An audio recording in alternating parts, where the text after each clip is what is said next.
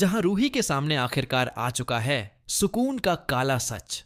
सुकून की असलियत अब किसी से छिपी नहीं थी। रूही ने ठान लिया था कि अब इस खेल को हमेशा के लिए खत्म करना ही होगा। कमरे में जब सुकून नहार के करीब आ रही थी, तब रूही ने अपने सारे डर को किनारे रखकर उसे जोर से धक्का देकर कमरे से बाहर कर दिया। सुकून जमीन पर गिरी और उसकी आंखों में गुस्से की आग थी। तभी वहां दादी आ गई।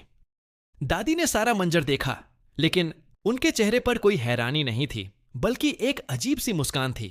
दादी बोली, रूही, तुम बार बार सुकून के साथ ऐसा क्यों करती हो? वो तुम्हारी दुश्मन नहीं, घर की बहू है। रूही कुछ कहना चाहती थी, लेकिन सुकून ने नजरों से दादी की तरफ देखा और दादी उसी पल अपने हाथों से सुकून के कलाई में कंगन पहनाने लगी। लेकिन तभी कुछ अजीब हुआ।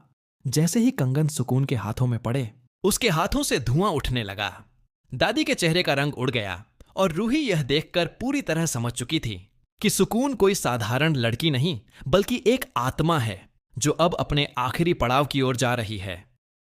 सुकून ने दादी से कहा, मां, अब मुझे उस पेंटिंग में जाना है, वही मेरी असली दुनिया है। रूही यह सुनकर चौंक गई। वो बिना एक पल गवाए सुकून के कमरे में जाती है और उसके पुराने बक्से यानी संदूक को खोलती है। उसके अंदर वही रहस्यमयी पेंटिंग थी जिसकी वजह से यह सारी अनहोनी शुरू हुई थी। रूही ने पेंटिंग उठाई और घर से बाहर जाने लगी ताकि उसे हमेशा के लिए खत्म कर दे। लेकिन तभी पीछे से कमरे में सुकून पहुंची। सुकून ने चारों तरफ नजर दौड़ाई। उसकी आंखों में डर और गुस्सा दोनों थे। जब उसने देखा कि पेंटिंग गायब है, तो वह जोर से चीखने लगी, मेरी पेंटिंग! मेरी पेंटिंग कौन ले गया? अगर वह पेंटिंग मुझे नहीं मिली तो मैं हमेशा के लिए चली जाऊंगी। उसकी डरावनी आवाज पूरे घर में गूंज उठी। यह आवाज सुनकर नहार दौड़ता हुआ कमरे में आया। सुकून ने रोते हुए कहा, नहार, वो पेंटिंग गायब है। अगर वो नहीं मिली तो हम कभी एक नहीं हो पाएंगे।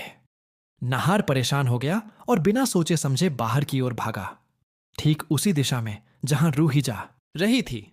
रूही के हाथ में पेंटिंग थी और उसके चेहरे पर डर नहीं बल्कि दृढ़ संकल्प था। नहर ने गुस्से में आवाज लगाई, रूही रुक जाओ, वो पेंटिंग मुझे दो। रूही ने पलटकर कहा, नहीं नहार जी, जब से ये पेंटिंग इस घर में आई है, हर दिन कोई ना कोई अनहोनी हो रही है। अब यह पेंटिंग इस घर में नहीं रहेगी। नहर गुस्से में बोला, रूही तुम नहीं जानती, यह सुकून की है। उसे यह वापस चाहिए, वरना वो चली जाएगी। रूही ने कहा, और अगर वो चली भी जाए तो अच्छा ही होगा। वो इंसान नहीं है नहार जी। वो लेकिन इससे पहले कि रूही अपनी बात पूरी करती, नहार ने जोर से पेंटिंग छीन ली और गुस्से में रूही को धक्का देकर गिरा दिया। रूही जमीन पर गिर पड़ी, लेकिन उसकी आंखों में अब भी आंसू नहीं थे, सिर्फ हिम्मत थी। नहार भागता हुआ सुकून के कमरे में पहुंचा